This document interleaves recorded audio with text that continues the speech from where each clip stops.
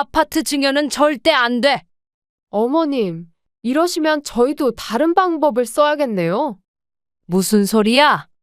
니들 도대체 왜 이러는 거니? 어머님, 혼자 사시기엔 너무 위험하시잖아요. 저희가 모실게요. 이 집에서 30년을 살았는데 갑자기 왜?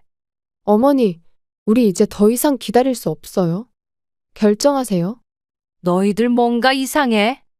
요즘 들어 왜 이렇게 해? 어머님, 제발 서류에 도장만 찍어주세요. 그럼 저희가 다 알아서 할게요. 이러지 마. 이 집은 너희 아버지가. 아버지는 돌아가셨잖아요. 이제는 제가 어머님 책임져야. 책임지다니? 내가 무슨 짐이라도 되는 듯이. 그럼 요양원에라도 가보시겠어요? 거기 시설 좋던데. 요양원이라고? 너희가 감히 이런 짓을 반드시 후회하게 만들어주마. 아침 일찍 현관벨 소리가 울렸습니다.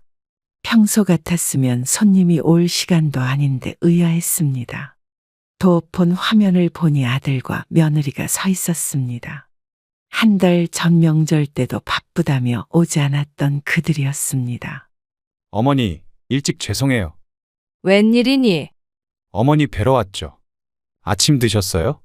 며느리의 목소리가 유난히 상냥했습니다. 평소 제게 차갑기만 했던 며느리가 달라진 것이 의아했습니다. 현관문을 열자 아들은 과일 한 상자를, 며느리는 반찬통을 들고 있었습니다. 서둘러 거실을 정리하고 그들을 맞이했습니다.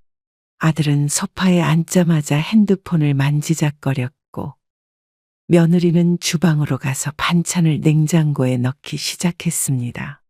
평소와는 다른 분위기가 감지되었습니다. 어머니, 이제 아침 드세요. 제가 반찬 데워드릴게요. 됐다.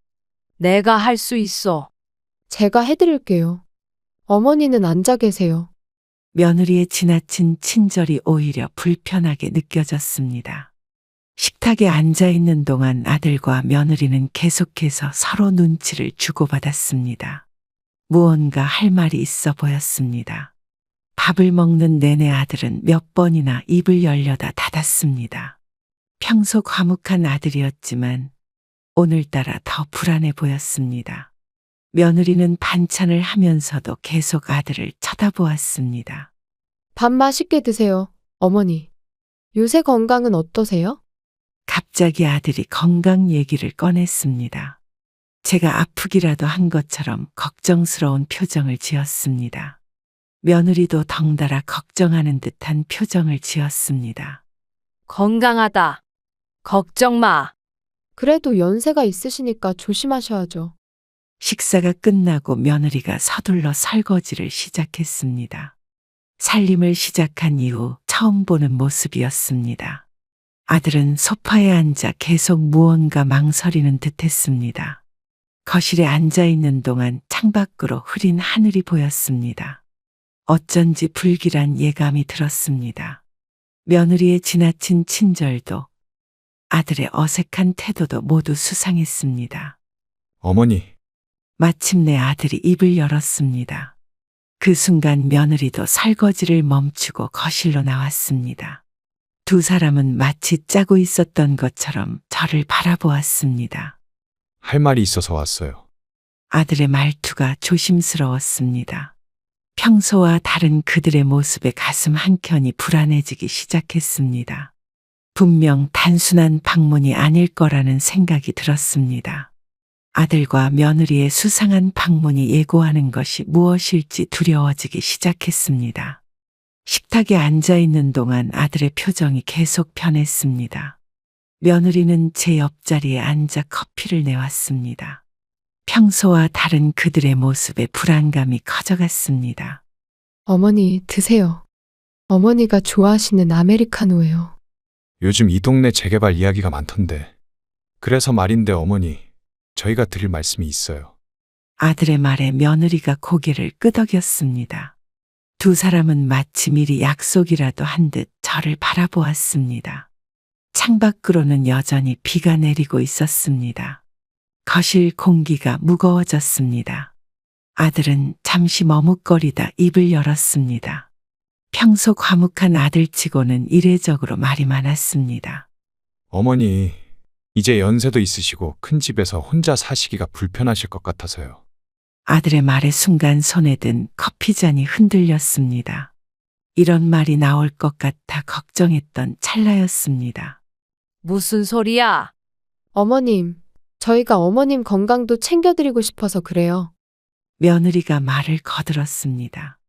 그동안 거의 마주친 적 없던 며느리의 눈이 저를 향해 있었습니다. 식탁 위에는 은행에서 가져온 듯한 서류 봉투가 놓여 있었습니다. 아들이 조심스럽게 봉투를 열어 서류를 꺼냈습니다. 증여계약서라는 글자가 눈에 들어왔습니다.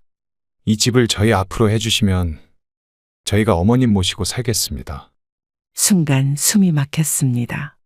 13억이나 하는 이 아파트를 달라는 말이었습니다. 돌아가신 남편과 함께 30년을 살아온 이 집을 요구하는 아들의 말이 귓가에 맴돌았습니다. 어머님, 저희가 잘 모시겠습니다. 며느리의 말투는 공손했지만 눈빛은 차가웠습니다. 저를 바라보는 두 사람의 시선이 날카로워졌습니다. 창밖의 비는 더욱 거세졌습니다. 빗소리가 커질수록 제 마음속 불안감도 커져갔습니다. 아들은 서류를 제 앞으로 밀어놓았습니다. 어머니, 이제 혼자 계시기엔 너무 위험해요. 지난번에도 가스레인지 켜놓고 주무시다가 이웃분이 알려주셨잖아요. 한 달 전 잠깐 깜빡한 일을 이렇게 기억하고 있었다니 놀라웠습니다. 그들은 제 실수 하나하나를 모두 기억해두고 있었던 걸까요? 거실 탁자 위에는 아침에 그들이 사온 과일이 그대로 놓여 있었습니다. 갑자기 그 과일 바구니가 저를 위한 것이 아닌 것 같다는 생각이 들었습니다. 어머님, 천천히 생각해 보세요. 저희는 어머님 건강이 제일 걱정돼서 그래요. 며느리의 말에 아들도 고개를 끄덕였습니다. 하지만 그들의 눈빛은 서류에 고정되어 있었습니다. 방 안의 시계 소리가 유난히 크게 들렸습니다. 똑딱거리는 시계바늘 소리에 맞춰 제 심장도 빠르게 뛰기 시작했습니다. 지금은 좀 힘들구나. 어머니, 너무 오래 고민하지 마세요. 어머님 생각해서 하는 말씀이에요. 아들의 말에 숨이 막혔습니다. 창밖의 비는 계속해서 내리고 있었고 제 앞에 놓인 서류가 흐릿하게 보였습니다. 그날 이후로 며느리가 매일 아침 문자를 보내기 시작했습니다. 5년 동안 명절에도 얼굴 보기 힘들었던 며느리였는데 갑자기 이런 변화를 보이니 더욱 의심스러웠습니다. 어머님, 오늘은 잘 주무셨어요? 그래. 아침은 드셨나요? 제가 특별히 준비한 도시락 갖다 드릴게요. 아침부터 울리는 초인종 소리에 놀랐습니다. 현관문을 열자 며느리가 도시락 가방을 들고 서 있었습니다. 평소라면 상상도 할 수 없는 광경이었습니다. 며느리는 주방으로 가서 도시락을 꺼내기 시작했습니다. 반찬 하나하나를 설명하면서 열심히 준비했다고 강조했습니다. 집안 곳곳을 둘러보던 며느리의 시선이 거실 구석구석을 훑었습니다. 어머님, 제가 청소해 드릴게요. 요즘처럼 더운 날씨에 힘드시잖아요. 청소기를 꺼내는 며느리를 멍하니 바라보았습니다. 결혼 이후 단 한 번도 집안 청소를 해본 적 없는 며느리였습니다. 청소를 하면서도 중간중간 제 방으로 들어가 이것저것 살펴보는 모습이 눈에 띄었습니다. 서랍장 앞에서 잠시 멈춰 서는가 하면 장롱안도 유심히 들여다보았습니다. 어머님, 이런 건 버리시는 게 어때요? 집이 너무 지저분해 보여요. 서랍에서 꺼낸 남편의 유품을 보며 며느리가 말했습니다. 그동안 한 번도 신경 쓰지 않던 살림살이를 갑자기 정리하겠다고 나서는 모습이 수상했습니다. 주방 창문을 닫던 며느리의 전화기에서 알림음이 울렸습니다. 잠깐 제 눈을 피해 문자를 확인하는 모습이 보였습니다. 아마도 아들과 주고받는 메시지인 듯했습니다. 어머님, 이제 저희가 자주 찾아뵐게요. 혼자 계시기 심심하시죠? 며느리의 말투는 다정했지만 어딘가 어색했습니다. 청소를 마치고 나서도 집안을 계속 둘러보는 모습이 마음에 걸렸습니다. 저녁이 되자 며느리가 또 찾아왔습니다. 이번에는 장을 봐왔다며 냉장고를 가득 채우기 시작했습니다. 냉장고 구석구석을 정리하면서 유통기한이 조금이라도 지난 음식들은 모두 버렸습니다. 어머님, 이렇게 오래된 반찬 드시면 탈나세요. 제가 매일 신선한 반찬 해다 드릴게요. 냉장고 청소가 끝나고 나자 이번에는 욕실 청소를 시작했습니다. 하나하나 꼼꼼히 체크하듯 청소하는 모습에서 다른 의도가 느껴졌습니다. 화장실 선반을 정리하던 중 의약품을 발견하고는 유심히 살펴보았습니다. 제 혈압약과 영양제를 일일이 확인하더니 스마트폰으로 사진을 찍었습니다. 어머님, 약은 제가 챙겨드릴게요. 혹시 드시는 거 잊으실 수 있으니까. 갑자기 달라진 며느리의 행동이 불안하게 느껴졌습니다. 집안 구석구석을 파악하려는 듯한 모습, 약품을 확인하고 사진 찍는 행동이 마음에 걸렸습니다. 어머님, 내일도 올게요. 저녁 식사는 제가 준비해 드릴게요. 현관문을 나서면서도 며느리는 집안을 한 번 더 둘러보았습니다. 그리고 핸드폰을 꺼내 무언가를 열심히 적었습니다. 베란다에 빨래를 널러 나가려는데 아들과 며느리의 목소리가 들렸습니다. 아파트 아래 주차장에서 이야기를 나누고 있었습니다. 창문을 열려다 멈칫했습니다. 이제 곧 서류 준비 다 끝나. 어머님이 쉽게 도장 찍으실까요? 어머니가 거절하면 다른 방법을 써야지. 창문 사이로 들리는 대화에 온몸이 굳었습니다. 아들의 목소리가 평소와 달리 차갑게 느껴졌습니다. 주차장 구석에 서서 둘은 계속 이야기를 나누고 있었습니다. 저는 창문 옆에 붙어 서서 그들의 대화를 듣고 있었습니다. 아들은 주변을 살피며 조심스럽게 이야기했습니다. 며느리는 스마트폰을 꺼내 무언가를 보여주고 있었습니다. 어머님만 동의하시면 우리 인생 달라질 수 있어. 그동안 고생 많았죠. 이제 우리도 강남 살 수 있어요. 바람에 실려오는 그들의 대화가 선명하게 들렸습니다. 창밖으로 보이는 며느리의 표정은 환하게 피어 있었습니다. 아들이 주머니에서 종이를 꺼냈습니다. 멀리서도 그것이 증여계약서라는 것을 알 수 있었습니다. 며느리는 종이를 받아들고 만족스러운 표정을 지었습니다. 어머님 성격상 한 번에 안 되실 텐데. 괜찮아요. 저번에 약사님이 알려주신 대로 하면 돼요. 약사라는 말에 순간 귀가 솔깃해졌습니다. 혈압약을 타러 갈 때마다 들르는 약국이 떠올랐습니다. 둘은 약국 이야기를 나누다 목소리를 더 낮추었습니다. 이제는 말소리가 잘 들리지 않았지만 며느리의 키득거리는 웃음소리만 바람을 타고 올라왔습니다. 아들이 주변을 한 번 더 살폈습니다. 혹시 누가 듣고 있지 않나 확인하는 모습이었습니다. 저는 재빨리 창문 옆으로 몸을 숨겼습니다. 그래도 너무 서두르지 말자. 어머니가 의심하실라. 당신 친구분도 이렇게 해서 성공하셨다면서요? 친구라는 말의 순간 아들 친구 현수 씨가 떠올랐습니다. 얼마 전 동창회에 다녀왔다던 아들이었습니다. 며느리는 손에 든 서류를 가방에 넣었습니다. 그리고 핸드폰으로 무언가를 열심히 찾아보기 시작했습니다.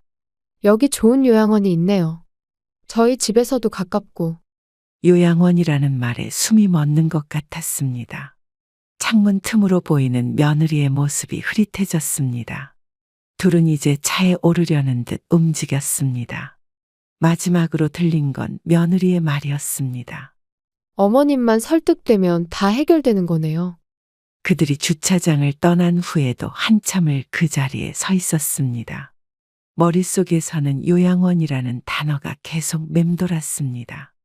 토요일 아침, 아들이 갑자기 찾아왔습니다.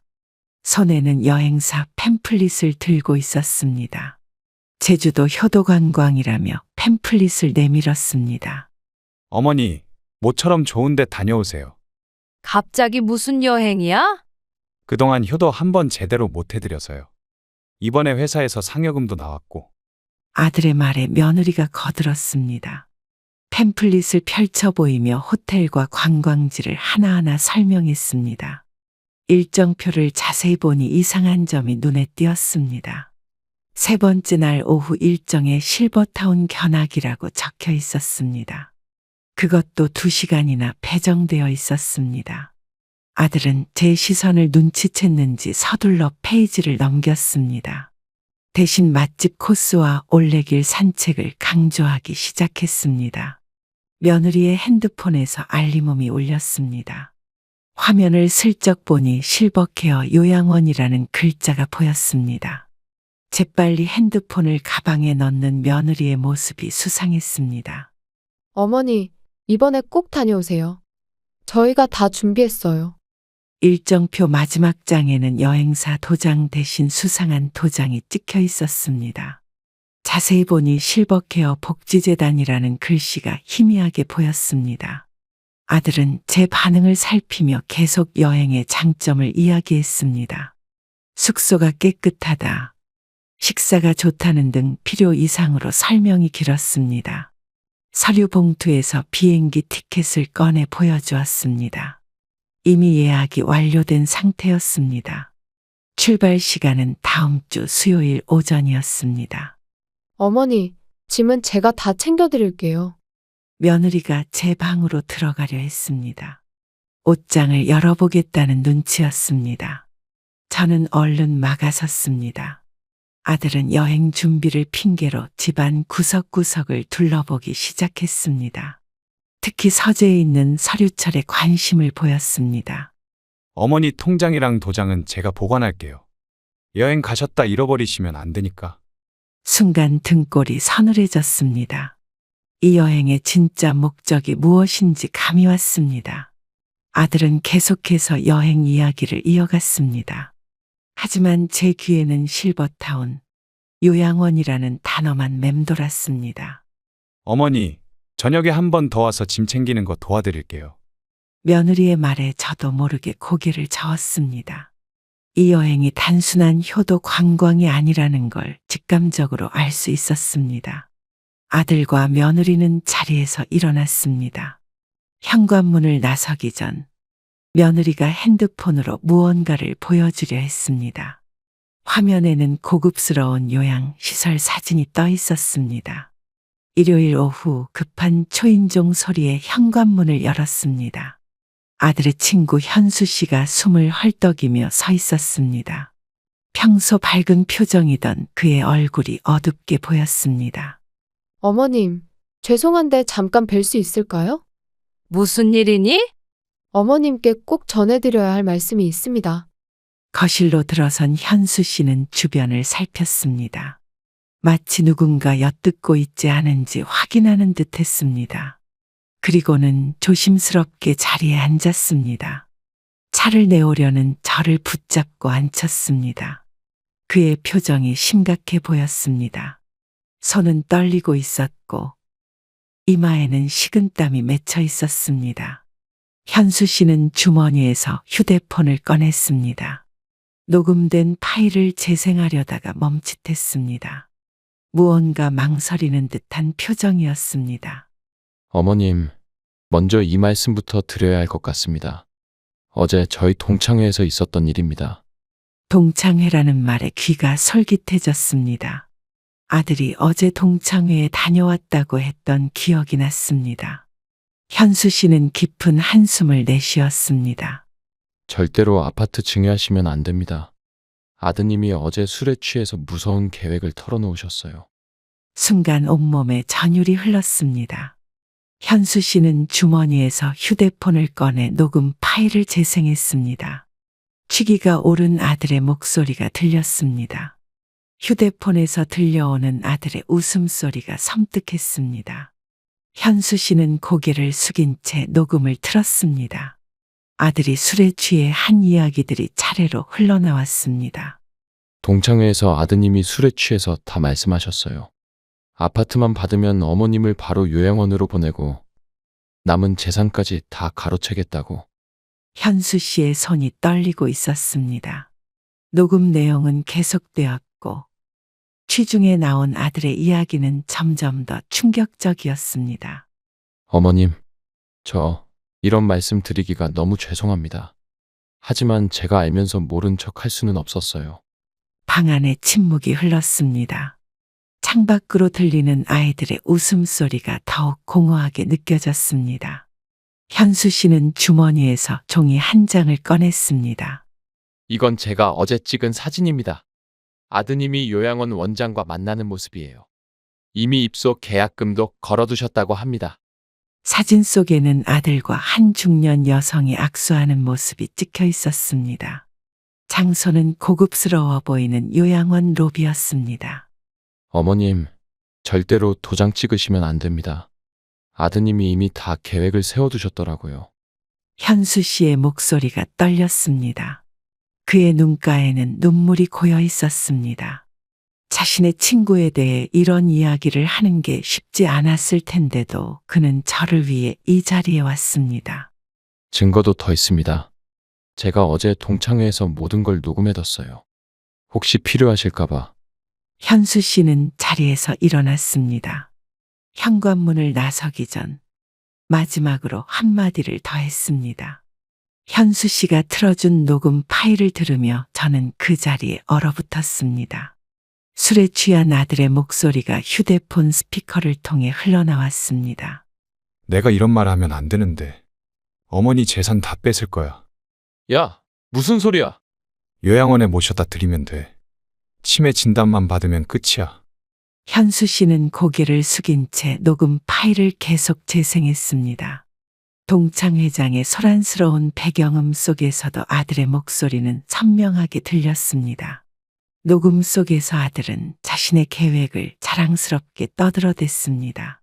어떻게 저를 속여 아파트를 받을 것인지, 그리고 요양원에 보내고 나면 어떻게 할 것인지 모든 것을 술기운에 털어놓았습니다.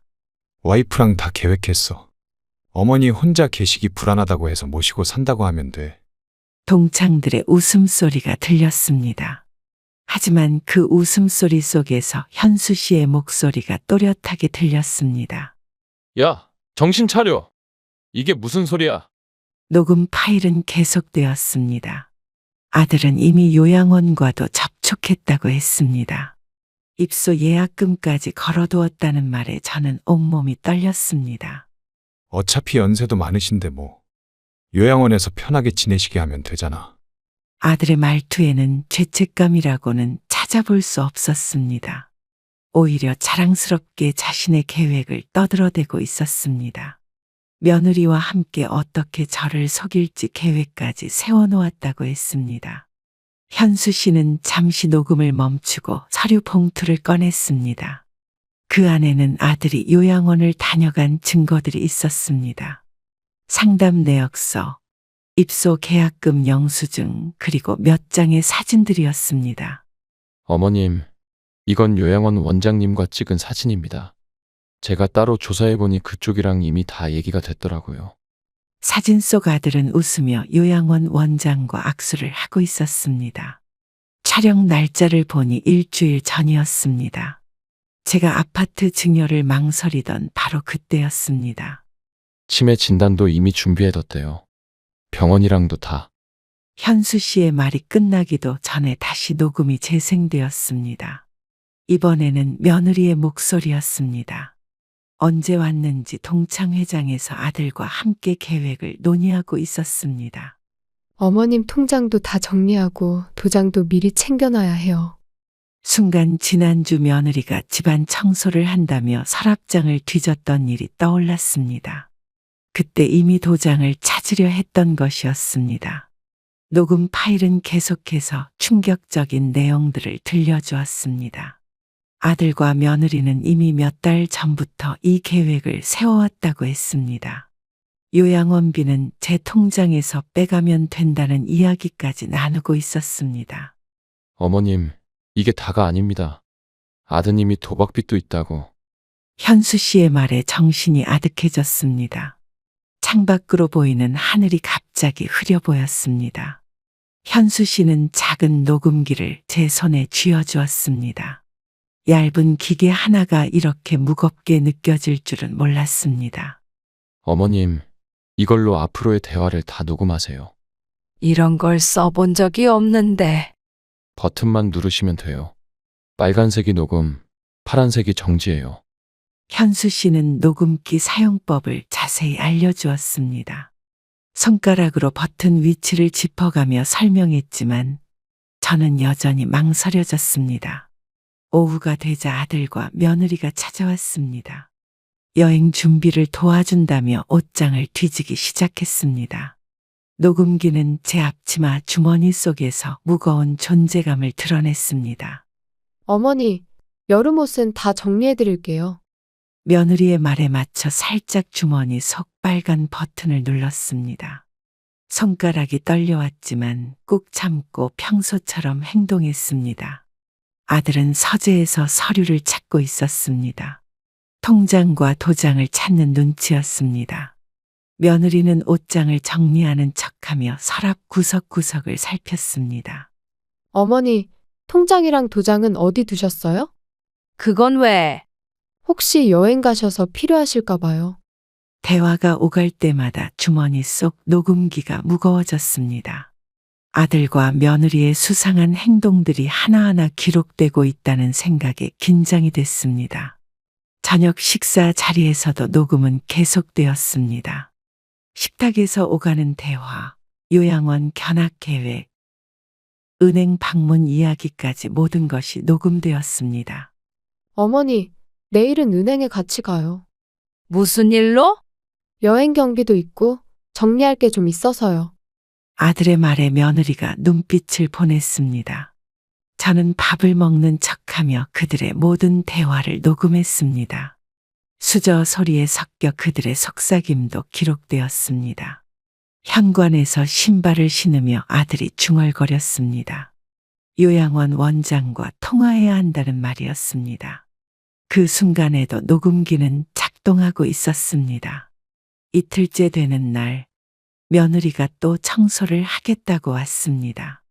이번에는 책장과 서랍을 정리한다며 중요한 서류들을 찾아보았습니다. 어머님, 등기부등본이랑 인감은 어디 있으세요? 왜 그런 걸 찾니? 아니요, 그냥 정리하다가 보이길래. 녹음기에는 서류를 뒤지는 소리, 서랍을 여닫는 소리, 책장을 정리하는 소리가 고스란히 담겼습니다. 며느리의 허술한 거짓말도 함께 기록되었습니다. 밤이 되어서야 녹음기를 확인할 수 있었습니다. 하루 종일 녹음된 파일을 들으며 그들의 계획이 점점 더 명확하게 드러났습니다. 내일이면 도장 찾을 수 있을 거예요. 아들의 속삭임이 녹음기에 선명하게 담겨 있었습니다. 창밖으로 비가 내리기 시작했고 빗소리에 섞여 저희 한숨도 함께 녹음되었습니다. 아래층 김 할머니가 급하게 저를 찾아왔습니다. 평소 왕래가 없던 이웃이라 의아했습니다. 김 할머니는 현관에서부터 급한 목소리로 말을 꺼냈습니다. 올라가기 전에 말씀드려야 할 게 있어서요. 무슨 일이신데요? 어제 아드님이 부동산에 다녀가셨더라고요. 김 할머니의 말에 저는 그 자리에 얼어붙었습니다. 아들이 어제 제게 들르지도 않았는데 부동산에 왔었다는 말이 이해되지 않았습니다. 부동산 앞에서 아들을 마주친 김 할머니는 우연히 대화를 엿듣게 되었다고 합니다. 부동산에서 나누는 이야기가 심상치 않아 귀를 기울였다고 했습니다. 아드님이 집을 내놓으려고 하시더라고요. 어머님도 모르시는 일이죠? 김 할머니는 핸드폰을 꺼내 부동산 앞에서 찍은 사진을 보여주었습니다. 아들이 중개사와 이야기를 나누는 모습이 선명했습니다.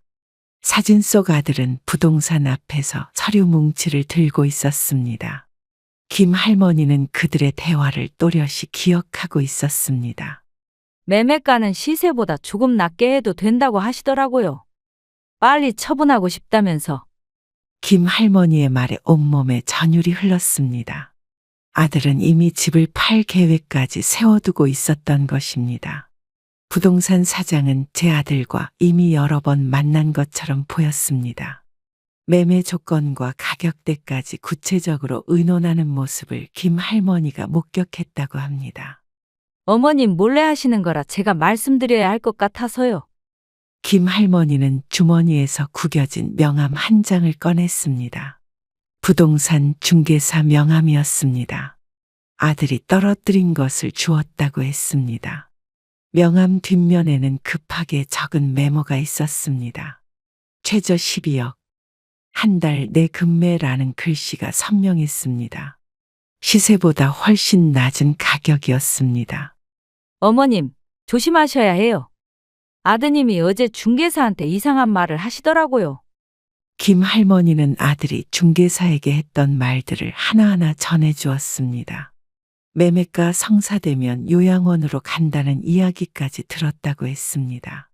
중개사님이 어머님 동의가 필요하다고 하니까 아드님이 그건 제가 알아서 하겠다고 하시더라고요. 창밖으로 아파트 단지가 보였습니다. 30년을 살아온 이 집을 아들이 몰래 팔아치우려 했다는 사실이 믿기지 않았습니다. 김 할머니는 자리에서 일어나며 마지막 말을 남겼습니다. 그녀의 목소리에는 진심 어린 걱정이 묻어 있었습니다.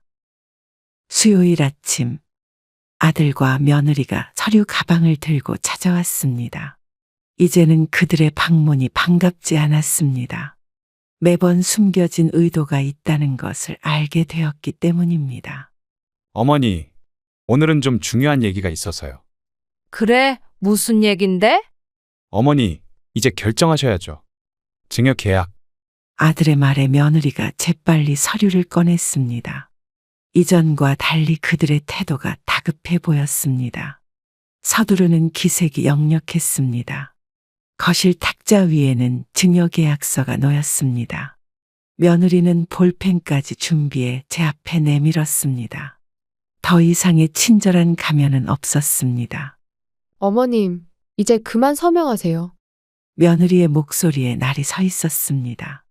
더는 상냥한 척도 하지 않았습니다.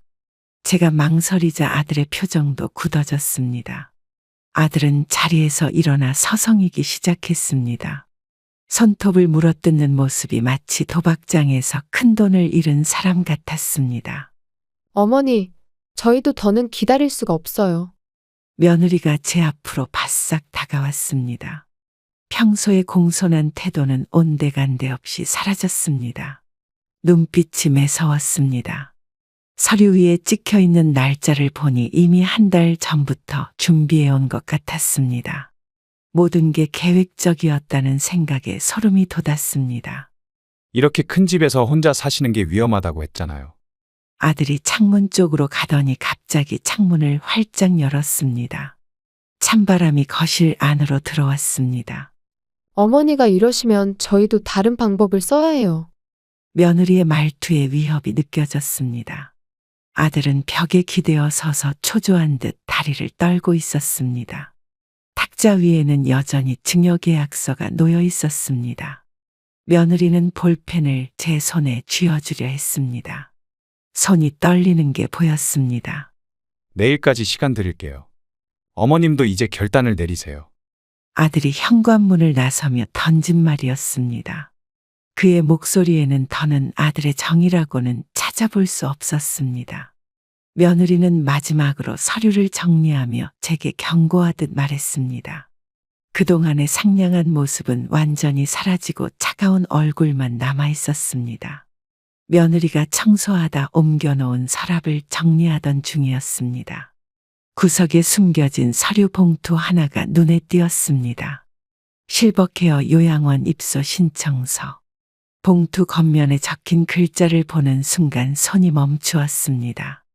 떨리는 손으로 서류를 꺼내보니 이미 대부분의 항목이 채워져 있었습니다. 어머님, 드릴 말씀이 있어서요. 그때 갑자기 들어온 며느리의 목소리에 저는 깜짝 놀랐습니다. 서류를 급하게 숨기려는 찰나 며느리가 제 손에 들린 서류를 발견했습니다.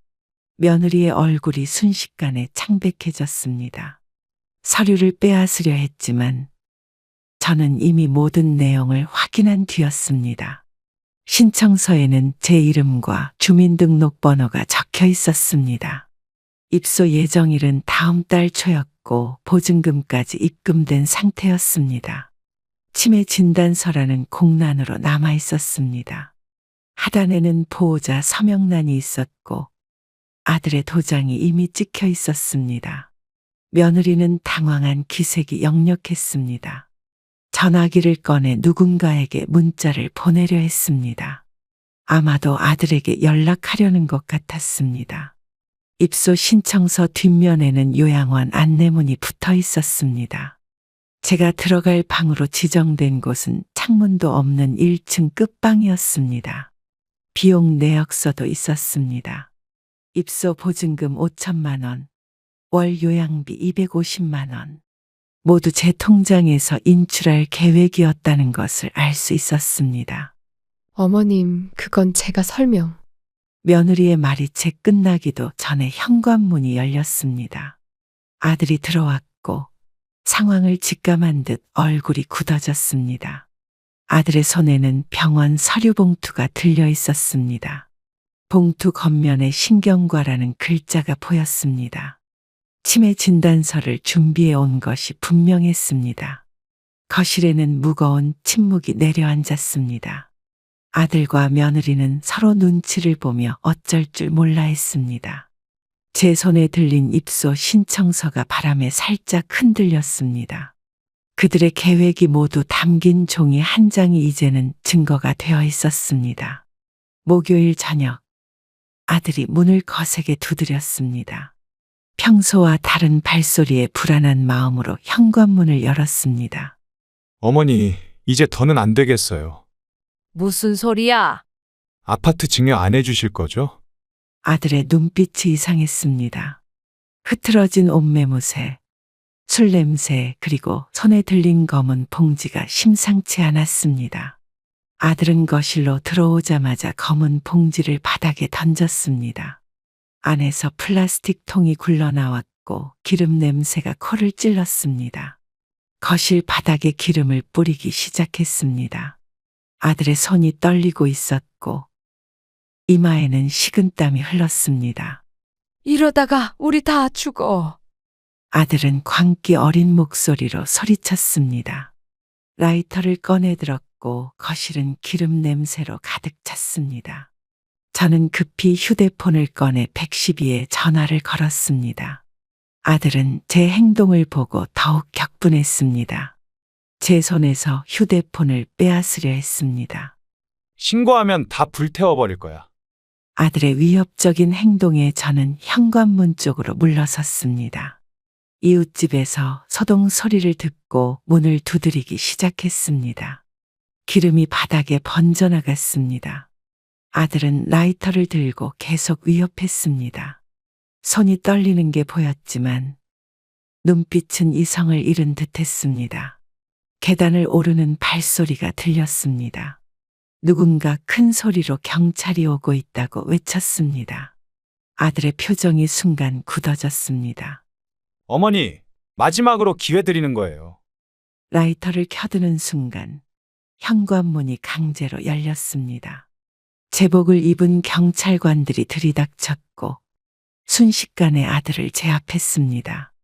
라이터가 바닥에 떨어졌습니다. 아들은 경찰에게 붙잡힌 채로도 계속 소리를 질렀습니다. 한순간에 찾아온 비극적인 상황이 믿기지 않았습니다. 아파트 복도에는 이웃들이 모여들었습니다. 경찰은 신속하게 현장을 통제했고 소방대원들도 도착했습니다. 경찰이 떠나고 한참이 지난 다음 날 아침, 옆집 박 할아버지가 문을 두드렸습니다. 어제 일을 다 지켜보셨다고 했습니다. 어제 일 때문에 찾아왔습니다. 죄송해요. 동네에 좋지 않은 소문만. 아니요, 그런 말씀 마시고 잠시 이야기 좀 나눕시다. 할아버지는 저를 데리고 아파트 뒤편 공원 벤치로 갔습니다. 아침 햇살이 따뜻했지만 마음은 여전히 춥기만 했습니다. 박 할아버지는 주머니에서 낡은 사진 한 장을 꺼냈습니다. 그의 아들과 함께 찍은 사진이었습니다.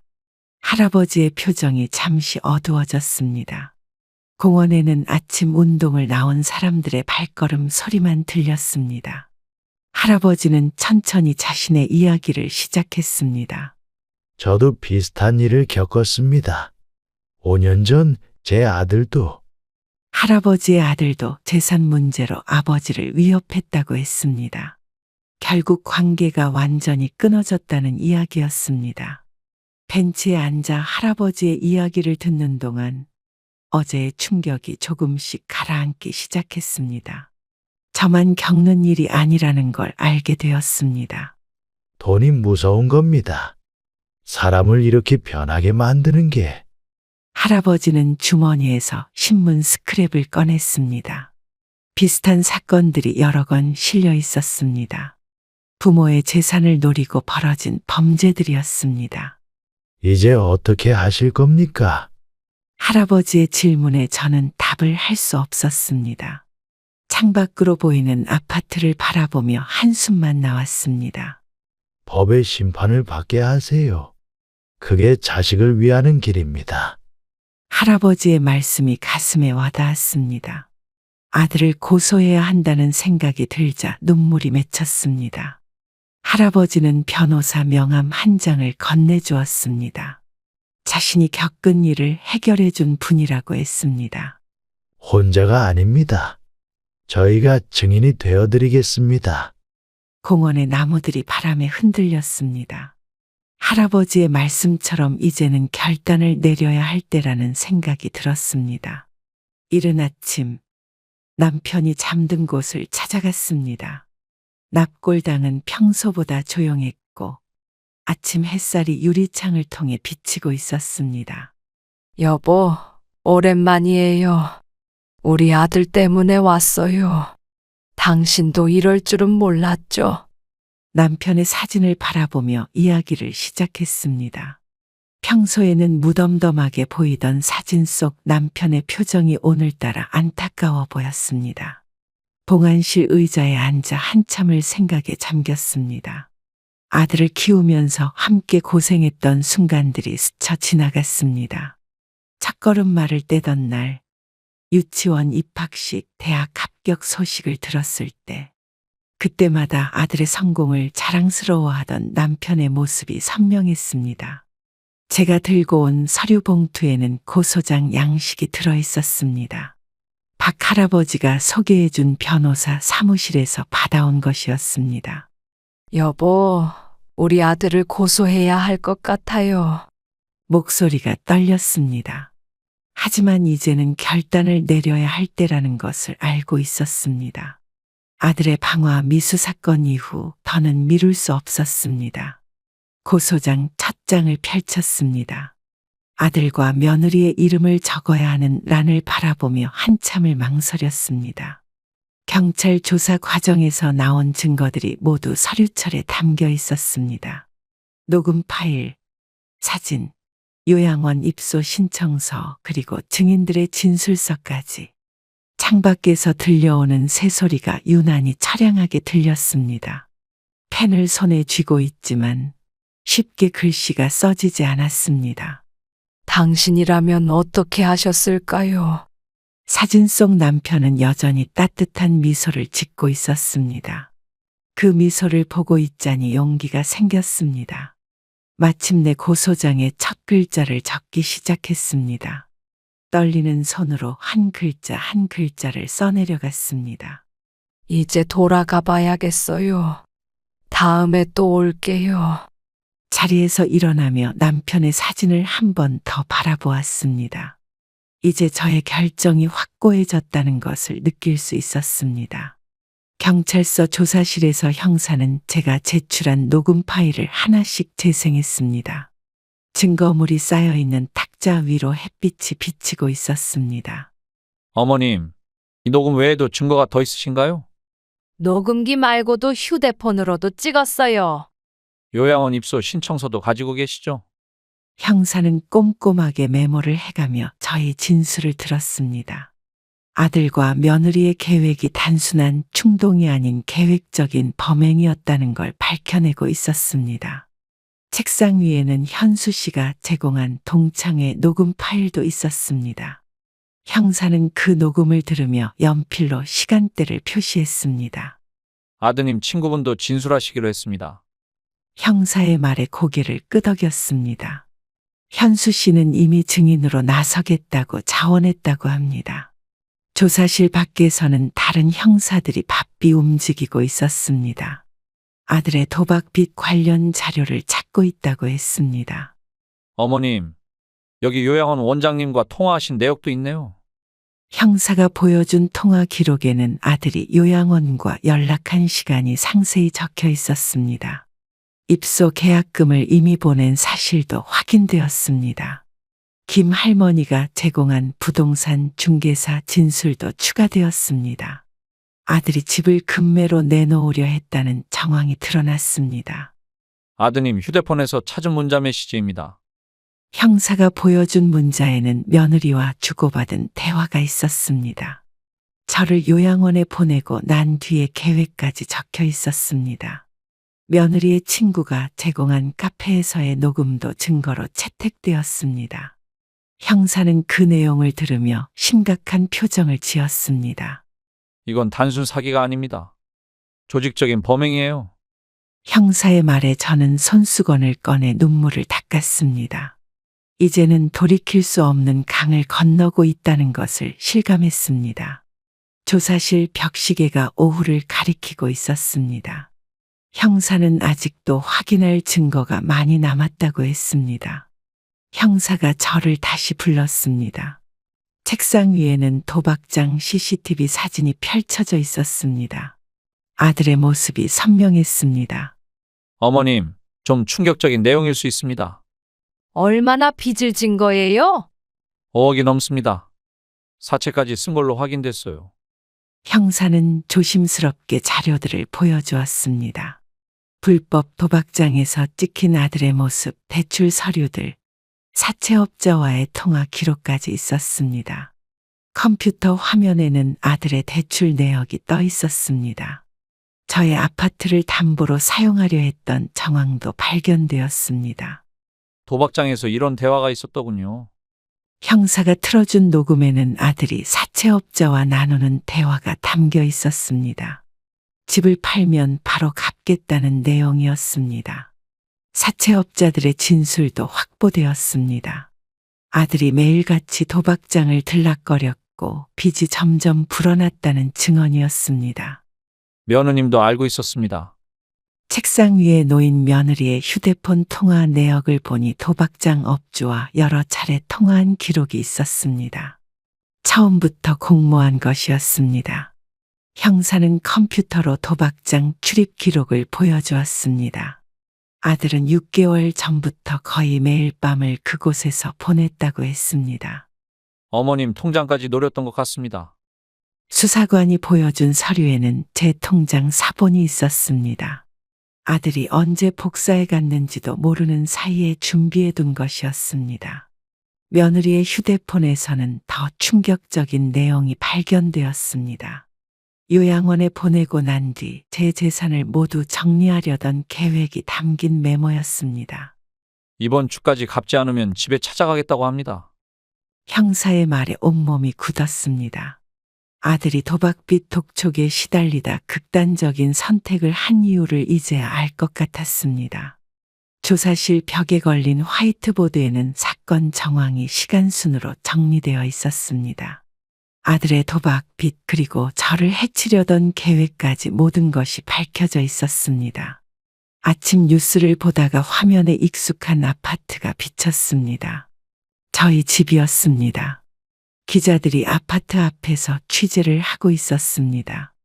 13억 아파트를 노린 아들과 며느리, 어머니를 요양원으로. 요즘 이런 일이 많다고 합니다. 아나운서의 목소리가 거실에 울렸습니다. 뉴스에서는 저희 사건을 현대 사회의 비극적인 가족 해체 사례로 다루고 있었습니다. 휴대폰이 쉴 새 없이 울렸습니다. 친척들과 지인들의 연락이 폭주했습니다. 모두 뉴스를 보고 놀랐다는 반응이었습니다. 큰일 났어요. 기자들이 아파트 앞에 있어요. 경비실에서 전화가 왔습니다. 기자들이 몰려와 주민들을 인터뷰하고 있다고 했습니다. 저는 얼른 커튼을 쳤습니다. 경찰서에서도 연락이 왔습니다. 사건이 언론에 보도되면서 비슷한 피해 사례들이 추가로 접수되고 있다고 했습니다. 어머님, 인터뷰 요청이 들어왔습니다. 형사는 조심스럽게 말을 꺼냈습니다.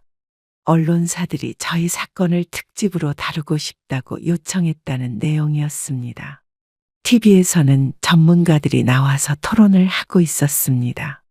노인 학대, 자녀의 재산 강탈, 요양원 감금 등 심각한 사회 문제로 다뤄지고 있었습니다. 복도에서 이웃들의 수군거림이 들렸습니다. 저는 집 안에만 머물러야 했습니다. 밖을 나가면 기자들의 카메라에 찍힐까 두려웠기 때문입니다. 어머님, 증언해 주실 분들이 더 나타났습니다. 형사의 말에 따르면 아들의 도박장 업주도 언론을 통해 사건을 알게 되어 자진 출두했다고 합니다. TV 화면에는 요양원 원장도 인터뷰하는 모습이 나왔습니다. 아들이 찾아와 상담했던 내용을 모두 실토한 것이었습니다. 어머님, 다른 피해자분들도 고소하기로 했습니다. 형사의 말처럼 저희 사건 보도 이후 비슷한 사례들이 줄줄이 신고되고 있었습니다. 숨겨졌던 가족 간의 비극이 하나둘 드러나기 시작했습니다. 구치소 면회실에서 아들을 마주했습니다. 수갑을 찬 아들의 모습이 낯설었습니다. 교도관이 지켜보는 가운데 면회가 시작되었습니다. 어머니, 이제 다 말씀드리겠습니다. 그래, 말해보렴. 처음엔 도박이 재미로 시작했어요. 아들은 고개를 숙인 채 이야기를 시작했습니다. 회사 동료의 소개로 처음 도박장을 알게 되었다고 했습니다. 처음에는 작은 금액으로 시작했다고 합니다. 면회실 창문으로 비치는 햇살이 아들의 수갑에 반사되어 빛났습니다. 한 달 전까지만 해도 멀쩡했던 아들이 이렇게 될 줄은 몰랐습니다. 처음 1,000만 원을 잃었을 때부터 시작되었다고 했습니다. 만회하려고 더 큰 돈을 걸었고 결국 빚이 눈덩이처럼 불어났다고 했습니다. 사채업자들이 매일 독촉했어요. 협박도 했고. 아들의 목소리가 떨렸습니다. 사채업자들이 집으로 찾아온다고 협박했고 가족들에게 해코지하겠다고 위협했다고 했습니다. 며느리는 처음엔 모르고 있었다고 합니다. 나중에 알게 되자 이혼하겠다고 했고 그때 아파트를 담보로 빚을 갚자고 제안했다고 했습니다. 어머니 돈으로 빚 갚고 남은 돈으로 다시 한번 크게 따보려고. 아들의 얼굴에 눈물이 흘렀습니다. 자그만 돈으로 도박을 하려 했다는 말에 면회실이 순간 쥐죽은 듯 조용해졌습니다. 도박장 업주가 요양원까지 소개해줬다고 했습니다. 저를 강제로 입소시키고 재산을 처분하려던 계획이 모두 도박장에서 시작된 것이었습니다. 제가 잘못했습니다. 어머니를 이렇게. 아들의 고백은 계속되었습니다. 방화 협박까지 했던 그날 이미 정신을 잃은 상태였다고 했습니다. 사채업자들의 협박 전화가 오자 극단적인 선택을 했다고 합니다. 면회 시간이 끝나가고 있었습니다. 교도관이 시간을 알리는 종을 울렸습니다. 아들은 마지막으로 한마디를 더 했습니다. 어머니, 정말 죄송합니다. 용서받을 자격도 없지만. 교도관이 아들을 데리고 가려 할 때 아들의 눈에서 진심 어린 눈물이 흘렀습니다. 면회실을 나오는 저희 발걸음이 무거웠습니다. 법원 복도에서 며느리를 마주쳤습니다. 이혼 조정 기일이 잡혔다고 했습니다. 아들과 빨리 끝을 내고 싶다며 서두르는 모습이었습니다. 어머님, 이제 모든 게 끝났으면 좋겠어요. 이렇게라도 양심이 있었나? 저는 그저 평범하게 살고 싶었을 뿐이에요. 며느리는 창백한 얼굴로 말을 이었습니다.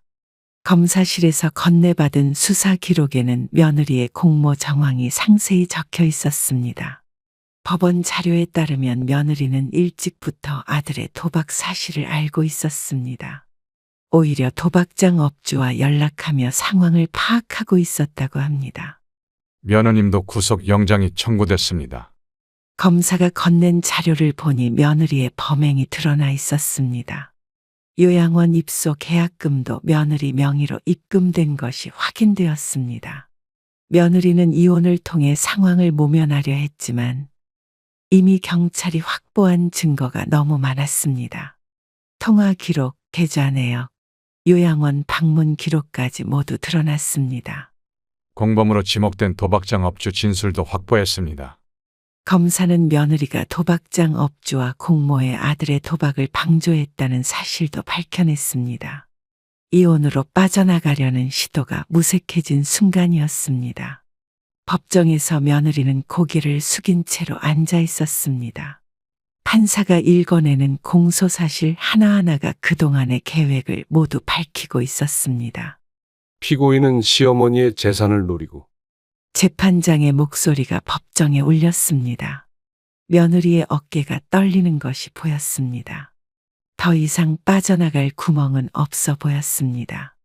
이혼 서류는 결국 증거물이 되어 돌아왔습니다. 도망가기 위한 수단으로 준비했던 서류가 오히려 범행을 입증하는 자료가 된 것입니다. 피고인에 대한 구속 영장을 발부합니다. 며느리는 법정 구속되었습니다. 마지막으로 돌아보는 그녀의 눈빛에는 후회의 기색이 역력했습니다.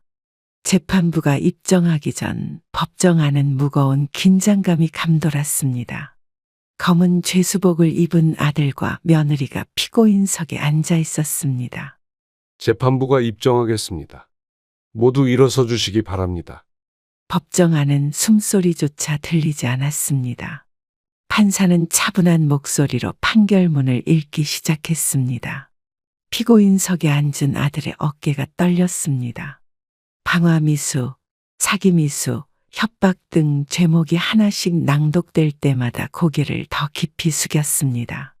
피고인들의 범행은 가족 간의 신뢰를 저버린 중대한 범죄입니다. 판사의 목소리가 울렸습니다. 며느리는 창백한 얼굴로 앉아 있었고 아들은 손으로 얼굴을 가린 채 움직이지 않았습니다.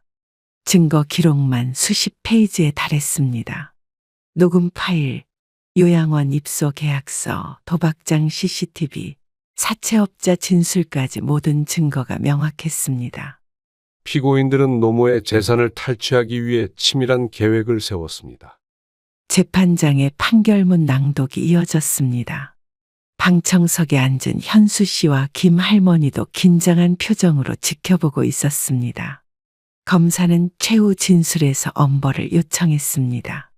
도박 빚을 갚기 위해 어머니를 해치려 한 점, 요양원 감금 계획을 세운 점 등을 강조했습니다. 피고인에게 징역형을 선고합니다. 아들의 얼굴이 일그러졌습니다. 며느리도 곧이어 징역 3년을 선고받았습니다. 두 사람 모두 실형이 선고된 것입니다. 법정 밖에는 취재진들이 대기하고 있었습니다. 이 사건이 노인 학대 문제의 심각성을 알리는 계기가 되었다고 합니다. 피고인들을 호송하겠습니다. 교도관이 아들과 며느리를 데리고 나갔습니다. 마지막까지 아들은 저를 바라보지 못했습니다. 3년이 지난 어느 날 경비실에서 연락이 왔습니다. 아들이 아파트 앞에서 서성이고 있다는 내용이었습니다. 어머님, 아드님이 면회를 요청하십니다. 만나고 싶지 않다고 전해주세요. 계속 기다리고 계신데요. 현관 밖에는 편지 봉투가 수북이 쌓여 있었습니다. 아들이 교도소에서 보낸 편지들이었습니다. 하나도 열어보지 않은 채 그대로 두었습니다. 출소 후 매일같이 용서를 구하는 내용이었습니다. 하지만 저는 답장을 하지 않았습니다. 어머니, 죄송합니다. 제발 한 번만 봐주세요. 아파트 현관 비밀번호를 바꾸고 나서도 아들은 매일 찾아왔습니다. 로비에서 기다리다 돌아가기를 반복했습니다. 경비원은 아들이 매일 아침 일찍 와서 밤늦게까지 기다린다고 했습니다. 비가 오나 눈이 오나 현관 앞 벤치에 앉아 있다고 합니다. 어머님, 아드님이 이번에는 반성문을 가져오셨답니다. 하지만 저는 창문 커튼을 닫은 채 외출도 하지 않았습니다. 이웃들은 아들의 모습이 달라졌다고 했습니다. 도박 중독 치료도 받고 취업 준비도 하고 있다는 이야기였습니다. 어머니, 복도에서 들리는 아들의 목소리를 무시했습니다. 그날 이후로 아들의 방문은 더욱 잦아졌지만 저는 문을 열어주지 않았습니다. 신문 배달원이 전해주는 말에 따르면 아들이 새벽에도 와서 기다린다고 합니다. 손편지를 들고 와서 현관문 앞에 두고 가는 날도 있었습니다. 박 할아버지는 아들의 표정이 많이 달라졌다고 전했습니다. 하지만 저는 더 이상 믿을 수 없었습니다. 한번 깨진 신뢰는 회복되기 어렵다는 것을 알았기 때문입니다.